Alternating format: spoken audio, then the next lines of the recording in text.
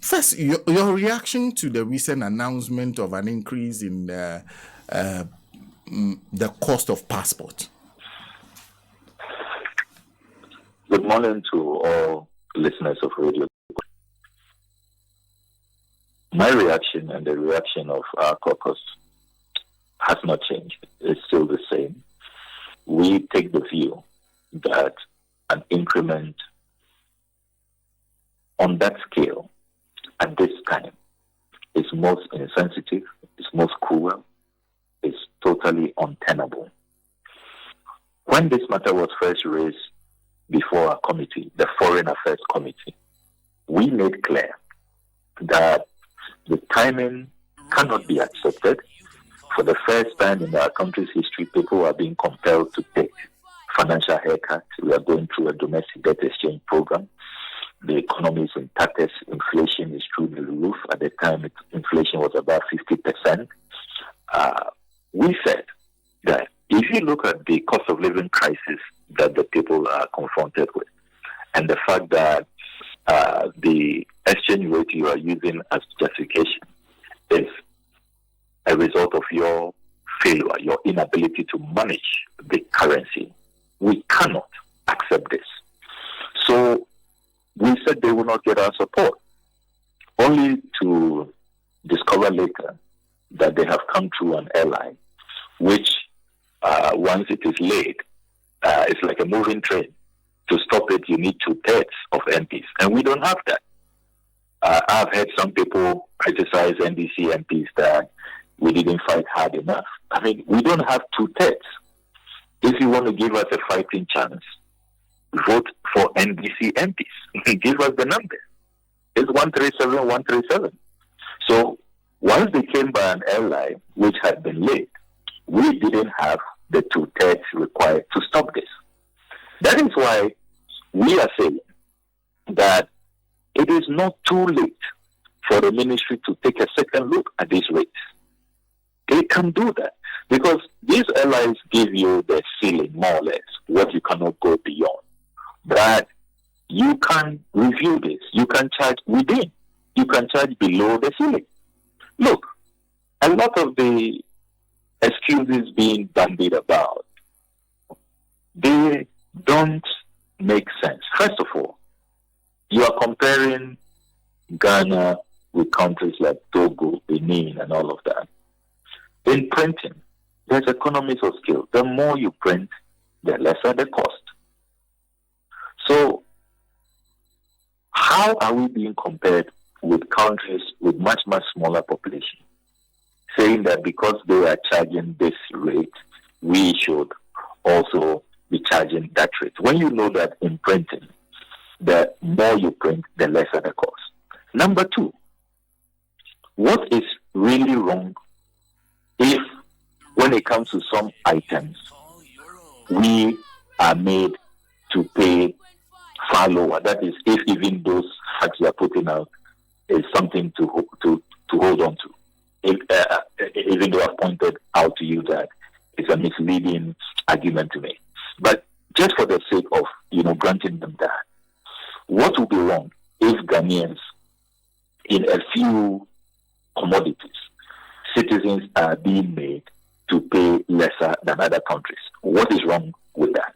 I don't see anything wrong with that. Then number three, the whole talk about how the exchange rate is a factor and $8 is too small an amount and all of that. The fundamental question is, whose duty was it to make sure that we have a stable exchange rate regime? Did Dr. Baumia not brag about having the magic wand, about being the best person to manage the exchange rate? So now that you have failed abysmally, why should the Ghanaian bear the brunt for your incompetence, for your mismanagement, for your ineptitude? I simply don't get it. And you see, let's stop this very antiquated claim that people who go for passports are people in the higher echelons, elites who are going for holidays and all of that. I've heard some people say, oh, even the cost of ticket is so high and all of that. So if you can afford that, if you can go on holidays, you should be able to pay that. You see, that again reflects a certain lack of appreciation of what is going on. Look, there are so many people who need these passports, not because they are amongst the elites or they are rich folks. There are so many students who have scholarships. Everything is paid for. They are not rich folks, and they need these passports. They have to travel to pursue their academic dreams. You have a number of patients who, because of the lack of investment in our health sector, have conditions that require them to be flown abroad for treatment. Because if they stay here, they will die.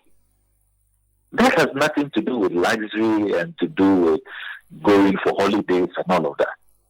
So there's so many reasons, which are essential that people will have to travel. And reducing this to, isn't it just the elites and those who have a lot of money to spare who travel?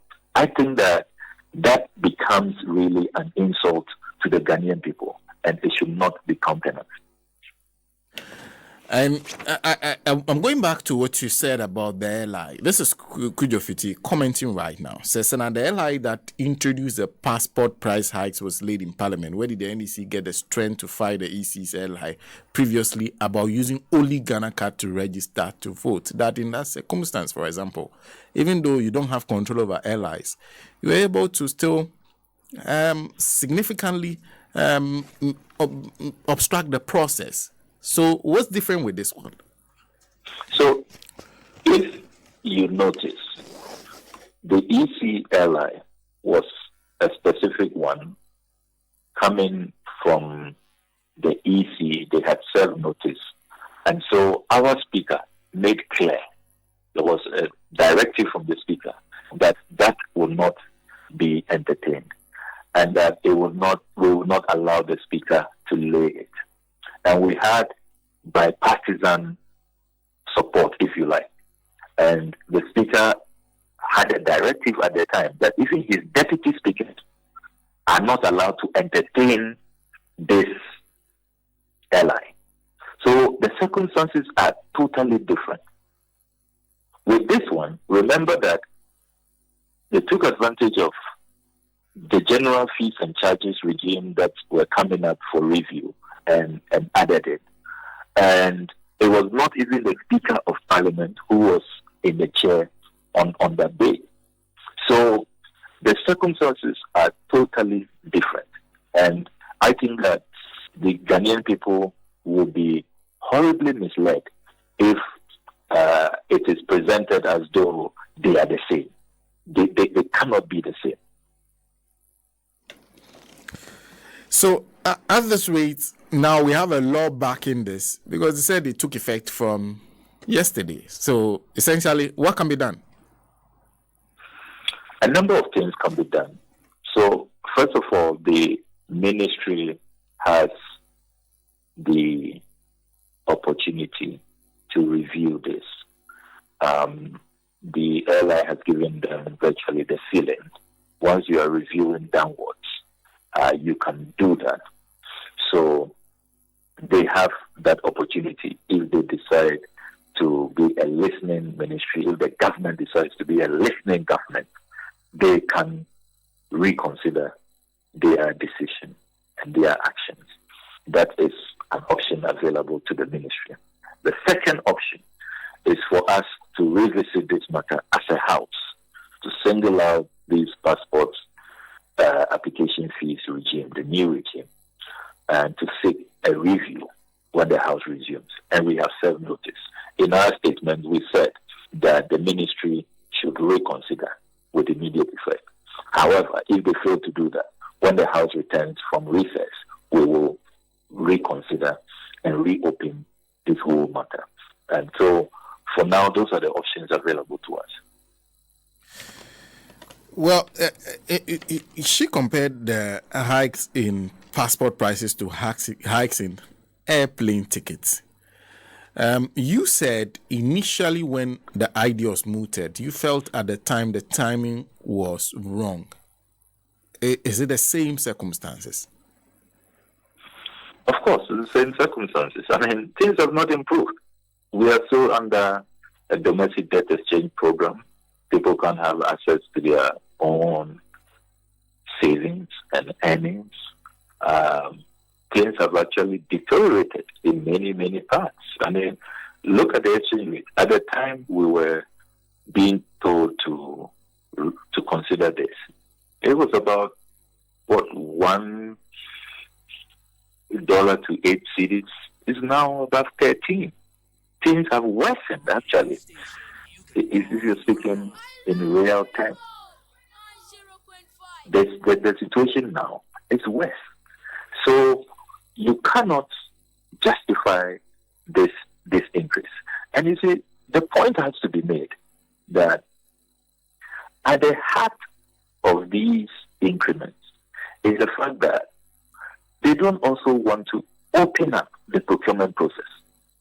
They want to keep the same old vendors who they brought in not through a competitive process.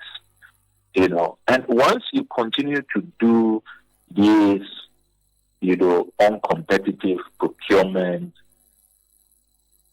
enterprise, you will not have value for money.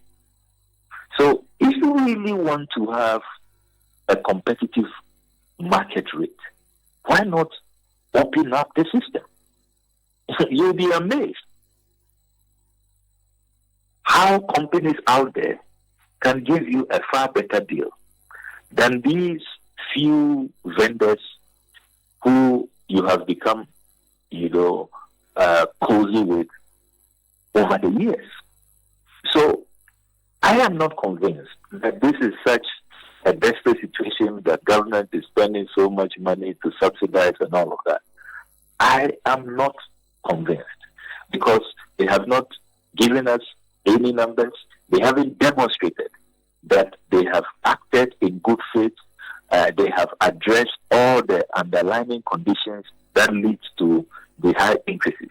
Why are they not, for example, willing to open up the process? Let's have a competitive tender. And ultimately, that will lead us to a point where we can have value for money. As it is now, we don't have value for money. No value for money. Is that to say that the reasons they gave had nothing to do with cost? I insist that the cost element, all things being equal, if this process is opened, if it is competitive, if it is transparent, and if we consider the fact that in printing, the more you print, the lesser the cost, I am clear in my mind that we will not need these astronomical increases. We will not need them. I see. Well, we're waiting for the decision you take, but this is a message from a listener who says Senator Hannah Teta as a minister objected to any increment on the basic fee for ordinary 32-page passport application on the grounds that it had to be affordable to every Ghanaian.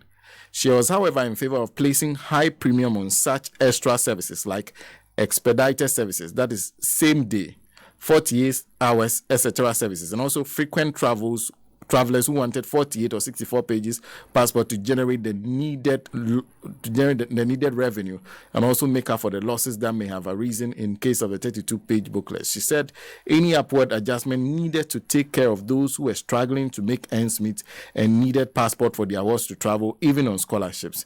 That made some sense at the time, and still, I guess. Well, so that's a message from someone, but it comes back to this suggestion by the minister. It's a brilliant statement that has come in, and that's exactly the point I was making. That you see, the notion if you listen to the current minister and a lot of the MPP spokesperson, creating the impression as though passports have suddenly become some luxury commodities and it's only elite who need passports to travel and all of that. It's totally fallacious, and it has to be thrown into the bin. As I told you earlier, there's so many citizens who need to travel, who need these passports, not because they are traveling on holiday or as tourists or as some, rich sheikhs who want to go about seeing the world. That's not why a lot of people travel. Some are students, some are traveling on medical grounds, some have some family situation they have to rush to go and address. And these passports are needed for all manner of destinations, not only your so-called rich Western nations. So this fallacy has to be thrown out of the window. And to the extent that the current regime does an across-the-board over 400% increment, some are over 500, 600%, it is so unconscionable. I mean, who is thinking through these decisions? And why are we treating the Ghanaian people this way? Especially when a lot of the reasons you are citing are self-inflicted. It is because of bad management. That is why we are where we are. If you talk about the exchange rate, if you talk about the kind of prices from the vendors, because it's not a competitive process. So why punish citizens for things that leadership should be fixed?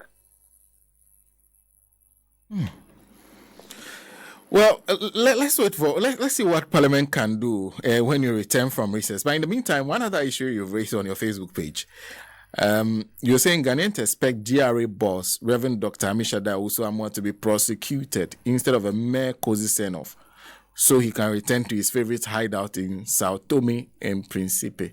Why do you want him prosecuted? This Commissioner General has committed a lot of atrocities against the Ghanaian people. This is not somebody who should be given a handshake, a pat on the back, and told to go and enjoy his retirement. What is happening to the $100 million SML contract he signed illegally? He had no contract. He was a persona non grata at the time he was holding himself as Commissioner General. This is a deal that had no value for money. He violated the procurement laws. He and Ken Oforiatta signed this contract. The president promised us that he will take action and people will not be spared if the KPMG report indicts people. We know that this KPMG report has indicted all those who signed this and all those who were part of this, even though the president has refused to publish the KPMG report. Many, many weeks after the deadline the president gave us. So why is the president asking a public officer who has let us down so terribly to only go on retirement? And then he perpetuates the illegality by appointing someone who is 61 years to come and continue with what Amisha Dai was doing. So at the center of this matter is a $100 million SML deal and other deals, which this gentleman must be made to answer questions for. So I am not happy that he's been asked to go home, and I know he'll be on the next flight to Sao Tome and Principe. That's where he was cooling off when they told us that there was some serious auditing going on. He was not in the country. So it is not enough to just ask him to go home. It is not enough. Look, in some other jurisdictions, all the months he was serving and receiving those salaried conditions of service, he will be asked to refund it. In serious jurisdictions, he will be asked to refund that money as a start. Then secondly, they will go into all the contracts he signed. I am glad that I read in the news yesterday that some citizens are on their way to court because they are also not impressed with what the president has done, and they want the courts to do justice in this matter. I do hope that the judiciary will rise up to the occasion. But you say the audit is finished? Yes, I do know for a fact that the audit is completed and it's a really damning audit. That KPMG has finished its work, submitted a report to the president, and the president is sitting on it. I know that for a fact. Yes. Have you seen a report? I know that the KPMG has finished their work. That's all you know. And I will urge the president to publish the report before the report is published by other sources. Before it is published by other sources, including Honorable Okudzeto Ablakwa. Because he already suggests that the report is damning. So which means you do have an idea, on, if not all, on some of the contents of the report. Senna is trying to preempt a lot of things, which is not really the best this morning. Let's give the president a few days to do the right thing, to publish this report. It will be in his own interest to publish the report and not to be seen engaging in a cover-up. We know it is a damning report, very, very damning report. And it will be in the president's own interest to publish this report, because this report will not be hidden forever. It will soon be the subject for public discussion. But it will be very helpful for the image and credibility of the presidency if they publish the report as they promised. But in that post, you're also addressing another person. That's the VRA boss. You say he's 63 years old? Yes, the VRA boss is 63 years. My checks indicate that he was due for retirement 3 years ago. Probably if he had retired, we would have been spared the flooding disaster which he visited upon us in September last year, whose consequences we are still grappling with. And I really wonder what is going on under this presidency, keeping all of these retirees in office. They won't let them go home. And it's not as though they are even doing any excellent job. And a lot of them don't have contracts. They are engaging in all kinds of illegalities. I mean, you just wonder what is happening in this country, the levels of lawlessness. And you see, these are matters of law. It's about the Constitution. The Constitution is very clear about retirement ages. If you are in this public service, 60. If you are on the bench, in the judiciary, in the higher court, the Supreme Court, it's 70. If you want a contract, there's even a limit. The processes are clear. There's so many constitutional provisions about this. This is not a matter that you leave to the discretion of the president, or the president can do anything he wants. And the president had been presented to us as some great constitutional lawyer, some doyen of the rule of law, some human rights czar, and all of that. And it's incredible what he's doing. So we are calling on the president to show the VRA chief executive the door. He should leave. He should have left 3 years ago. And you see, why Are we stifling our institutions? Don't we want fresh ideas? Don't we want young people who have been groomed to take over? And you know what this does? It demoralizes workers in these organizations. It leads to low morale.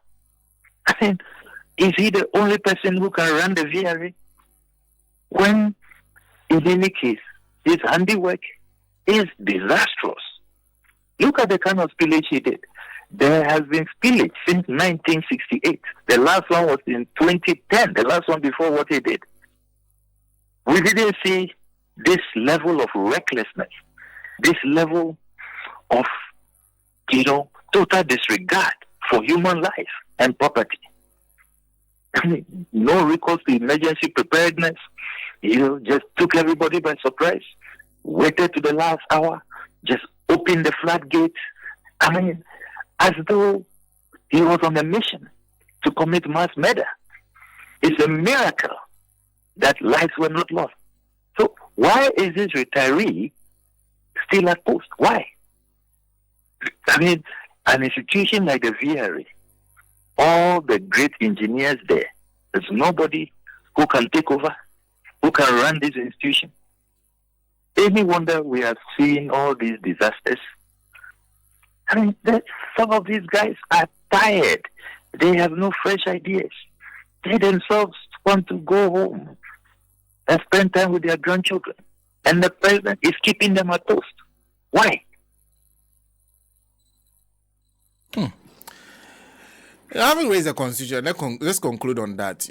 I'm sure you've heard your colleague, Bryan Acheampong's latest comments about not handing over power to the NDC. We need to start really checking the state of mind of some of these ministers. And we really have to ask ourselves, political power, does it belong to we the politicians, or it belongs to the people? I think that there's a need to ask that fundamental question. Because if you come to consider the fact that it is the people who decide, and it is the people. Look, see what has happened in Senegal. Macky Sall did everything under the sun to even prevent the election.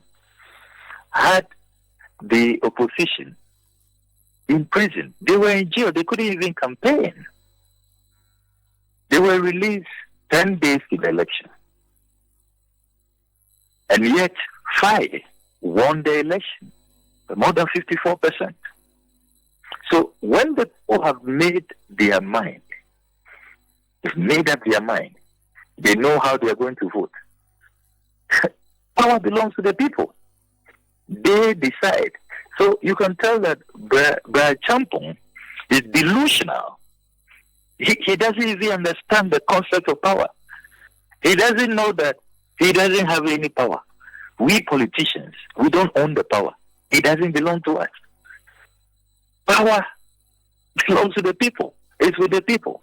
They decide who they give it to. You think that if the people vote overwhelmingly for the NDC, Bryan Acheampong can continue going to the Agric Ministry, saying that he is minister? Where is he going to pass? The people will allow him to go to the Ministry of Agric, to be holding himself as Minister of State.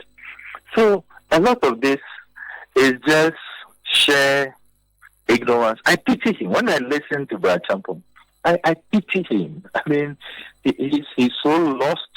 He is not making any sense. And he cuts a very pathetic image. So I really do not want us to waste time on such delusional rhetoric. It's just delusional. That's what it is. He has no appreciation of what power is, and he underestimates the might of the people. And so, such characters, you just want to wait for December 7th, and he will see where power is, who belongs. I mean, those who really have the power in a democracy, and he will see what will happen to him. Oh, well, it's a pleasure talking to you. And now that you've inaugurated Cathedral, it means that it's ready for use. Because you're now saying that Communal Edu Jemfi says it to, I don't know which one to use, whether it's Victor Kusibuate or Communal Edu Jemfi. Is it to cost us $250 million to complete, to do everything? And you have commissioned the cathedral, so I don't know what we are completing if the thing's commissioned already. So we had to engage in that satire to highlight the total mess, the wastage. Imagine what $58 million can do for a country. $58 million. A while ago, we were discussing government claiming that they are so broke, they cannot subsidize passports for even the poor. You live in a country where, on a daily basis, you see school pupils who are living under trees, schooling under trees. You have a situation where pregnant women are still delivering on bare floors, hospitals without incubators. A country with so many problems that should have been solved. And yet, the president decides that he will spend over $450 million on a cathedral. God has told him, he alone, that he wants to come live in Accra. And the way and manner he goes about it, the demolitions, the diversions, we all know that $58 million, if it was going into the project, the contractor would not have stopped work 2 years ago. On the 14th of March 2022, the contractor said, we are not being paid, so we are leaving. We follow the money and we discover that the architect, David Ajayi, is keeping $19.6 million. Carrie Summers is keeping $6 million. Victor Kusibuate in Communal Edu Jemfi has taken 2.6 million cedis paid to his second identity. He was hoping that he would not be found out. So these are not people who even set out to really build a project that honors God. It was all about money laundering. It was all about diverting state resources. So here we are. The president has not been able to fulfill his promise to God, to Parliament, and to the Ghanaian people. He said on the 6th of March 2024, he will commission this project, his legacy project. Indeed, the president called it his priority of priorities. Priority of priorities. If priority of priorities cannot be fulfilled, if a promise to God cannot be fulfilled, then what can this president fulfill? So I am glad that the good Lord has helped us to really unravel this. We have exposed them for who they are and what they set out to do. This has nothing to do with God. It has nothing to do, because look, if really this was a divine project, it was a project to honor God. We all know the strict Christian standards. I mean, how God stopped David from building a temple for him because he had shed blood. When you are building for God, highest Christian standards, of righteousness, holiness, purity, all of that was missing in this project. And now we have the world's most expensive pit.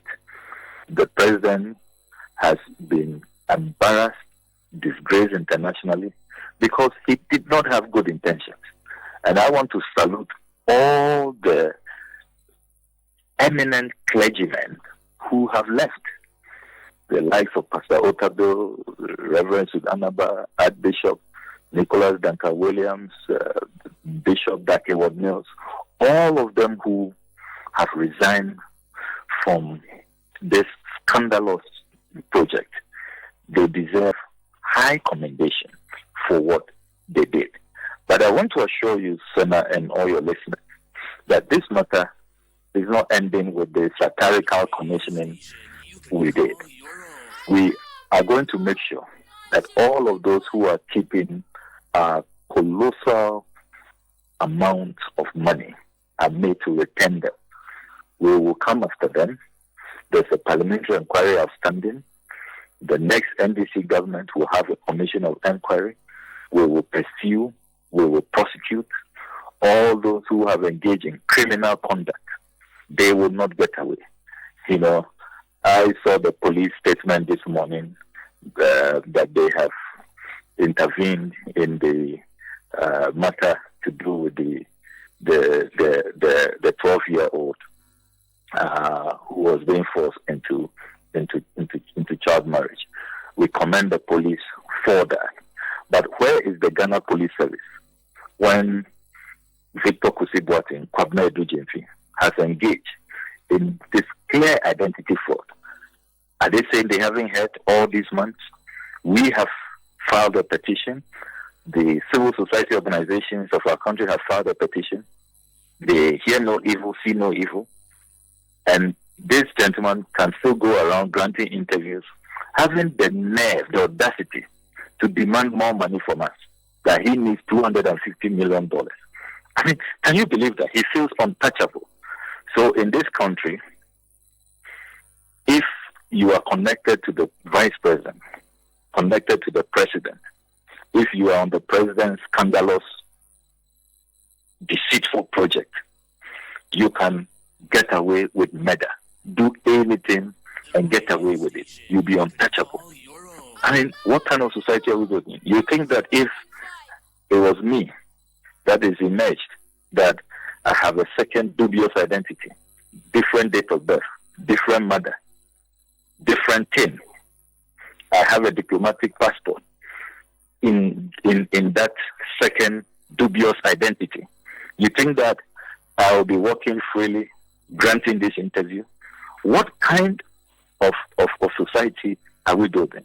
And these are the characters the president put together to put up a house of worship for God. Can you believe that? Any wonder this project from day one has been hit with scandal after scandal? As Al Jazeera put it, a cathedral of scandals. How the president's pledge to God divided a nation. I mean, they couldn't have had any better caption, you know.